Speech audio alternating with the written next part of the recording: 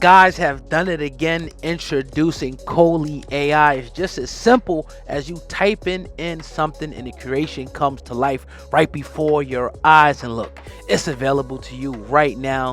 Click the link at the top line of the description box right now. This is the most amazing app ever. What's up, man? I want to talk about something today, man, along the lines of what we've been talking about on the podcast the last few days, and that's the state of hip hop. And this time we're going to be talking about the disappearance of what they call backpack or conscious hip hop. Now, Rell was doing an interview on a platform, and he talked about he thinks that it was systematically erased because people were becoming more conscious. I'm gonna play what he said, and then we'll You always had different elements. You had the party, the Kid Plays, and Will Smith, Summertimes, and the Paul Righteous Teachers with the positive shit. Like that element kind of like, I think they kind of like targeted that element because it was raising the frequency in the community. You feel what I'm saying? Yeah. So, like, they got rid of that whole genre. Like, if you notice, there ain't no genre with that. Like, who's the new Common Sense, Talib Kweli, or Mos Def? You feel what I'm saying? Right. Like, you got a few of them that's trying to get in, but like their genre has just been totally wiped the fuck out. Mm-hmm. And we always worked with that genre. Like, we ain't never like looked down on the backpackers and the positive niggas. We collabed with them. Jay-Z did songs with the Mos Defs and you understand what I'm saying? Yeah. So, you know, like, that genre kind of got wiped out because I think they knew that shit was making niggas, you know, become more conscious.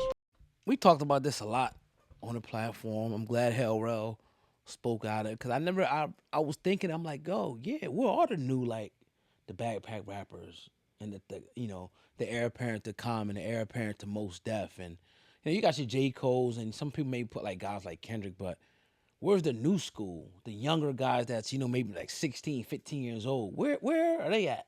And can we find them anymore? And is that something that's even exist anymore, or is it just this ratchet, gangster? It seems like now it's more so of the drill is like the new wave now taking over different cities. But what do you think about what Rell says, Sam, man?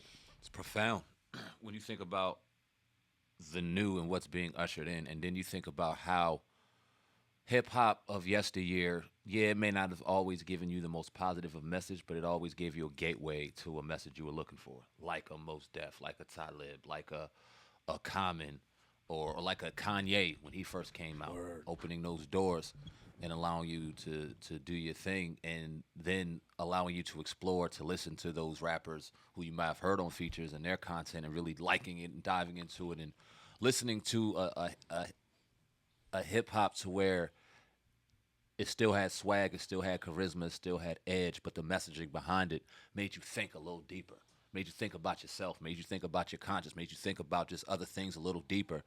And I remember that it was nothing wrong with that. That elevated my mind, that elevated my spirit in certain ways to where even when I would listen to a Biggie and I would listen to a Suicide, for example, I would have to turn that off because I would feel the vibrational difference. Yeah. Even though Biggie was one of my favorite. Yeah. That type of music gave you the avenue to kind of think differently. And when you think about what's being ushered in and you think about how it's being promoted, we talked about the last few days with the ladies. It's a lot of perception rapping. When you see these men and how they're perceived, and they see the pants around their knees with the Dracos hanging all out, and they grabbing their chains all the time, they stunting on the next motherfucker, they stunting on this, they stunting on that, and if the stunt gets too crazy, they will take somebody and end their life, and that's what's being emulated, and that's what it's the perception rap now shit that's very dangerous, and unfortunately, that is the product that's being produced right now, and it's boy.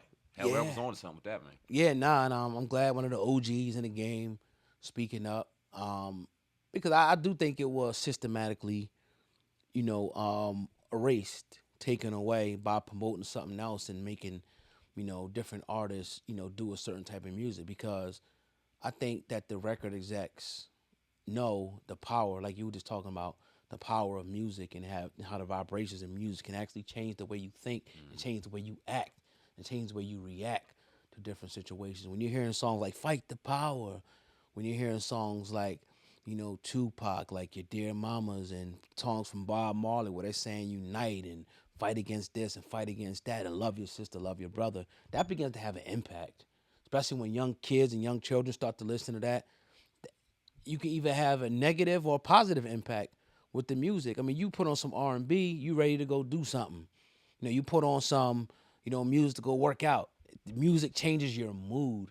And I think that they understood that. And when you look, I think, at the system of oppression, I think in every single area you're going to see it. Music, politics, you know, anything you name, you're going to, there's some type of oppression going on. And the musical oppression is like, all right, it's too much. It's too much of these people becoming conscious. It's too much of these people standing up now. And then it all goes back to the capitalism and the exploited people. It's like, we got to keep these people on the bottom. We can't have these people feeling like they can, uplift themselves. We can't have these people fighting against what we're doing. Let's keep them at a low vibrational point. Let's keep them relying on us. Let's keep them killing each other. Let's keep them on drugs. Let's keep them having babies. Let's keep them, having sex at young ages, wilding out, so we can keep throwing them in jail, exploiting and making money off of them. It's about power at the end of the day. If you was in power, would you want to usher somebody or help someone else get in power? You wouldn't. So I think it goes that deep, and I definitely think it was a systematic chess approach to eliminating that type of hip hop. I'm gonna get a little spiritual on y'all, the people out there in Old God. I'm gonna get a little spiritual real Yes, quick. sir. When you think about, when you listen, when I personally listen to that type of music, when I listen to a Mos Def, when I listen to a Talib back in the day, when I listen to the bars, it set off a certain different creative vibration on me to where, okay, yeah, I want to start getting back in the lab and start doing what I love and writing and creating and kind of opening my mind, even to a level of like a battle rap, right? You listen to a battle rap. Yeah, nah. I hear you. And even though like the words and stuff might be the most positive, how they are so creative and how they come up with it and how they draw inferences and there's double and triple and quadruple entendres, and it's mind blowing. It sets off a certain creative vibration. When you listen to this drill rap, it goes side by side with alcohol, with the low vibe. Yeah. When you think about the drug use behind it, it's almost like it's devilish hymns being uttered. Ooh. And you under that trance, and you just walking right into hell, walking right into hell, walking right into hell. And I just can't help but to think that shit. When you start thinking about backpack rap and the creative juices that used to flow, those juices aren't there anymore when the music comes on, man.